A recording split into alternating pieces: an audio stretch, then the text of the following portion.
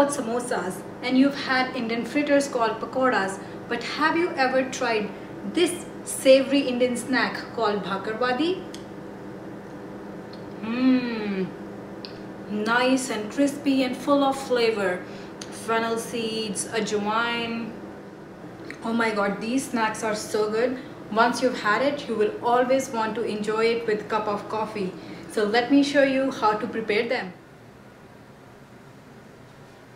Here in the bowl I have 1 cup of chickpea flour, that's besan, and in this I'm going to add 1 cup of all-purpose flour, that's Maida. And along with chickpea flour and Maida, we are going to add 1/4 teaspoon turmeric, that's Haldi. Just sprinkle it all over, and 1 teaspoon of salt, and 1/2 teaspoon of Ajwain seeds, and we'll add water to make a smooth, stiff dough. So no lumps, smooth dough, but it shouldn't be too loose. It has to be stiff. So add water as you need and mix well to make a dough. Our dough is ready. We'll set it aside for about 10 minutes and start working on the stuffing or filling.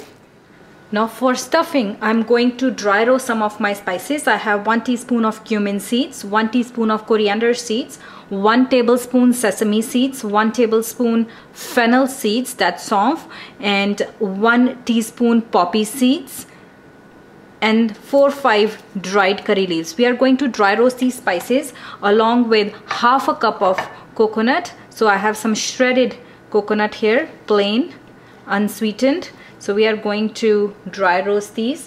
So dry roasting our coconut. Once it's roasted, take it out of the pan and set it aside. So our coconut turning slightly brown, so we'll set it aside. In the same pan, we are going to dry roast rest of our spices. And then we'll grind these spices to make a fine powder. So once they start emitting nice aroma and you see slight change in color, it means your spices are done. So in the coconut powder, I'm adding our powdered spices, which we had roasted earlier.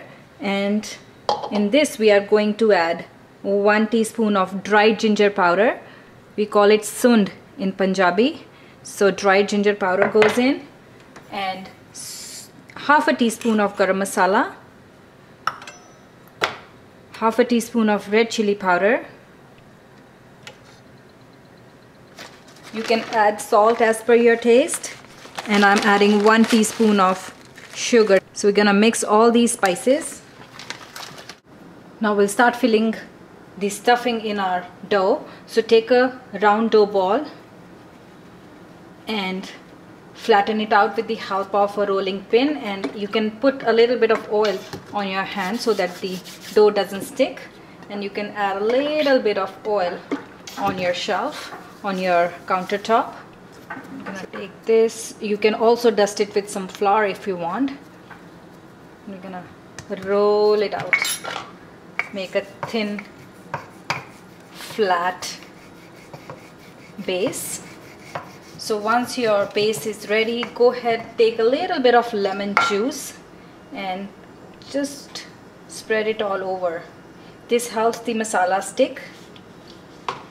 And take a little bit of masala, add it on, spread it all over.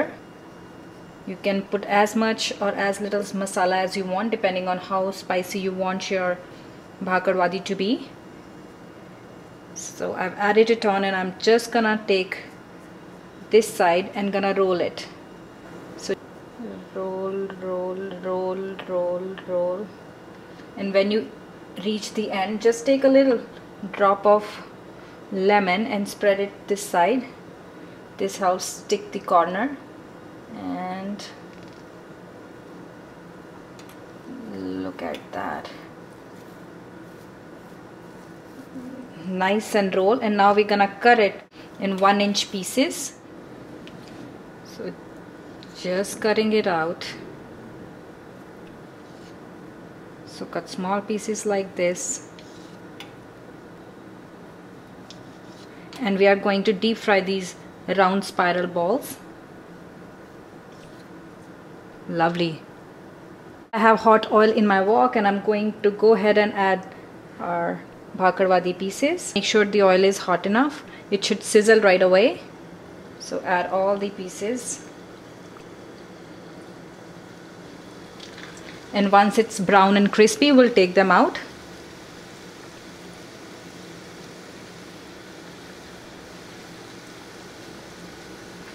So once your Bhakarwadi is nice and crisp, take it out of the oil and you can put it on a brown sheet to soak the excess oil, and you can serve it hot with tea, coffee, eat it as a snack, and this will stay good for about 1 month. So let it cool down and then you can store it in an airtight container in your pantry and it will be good for a month.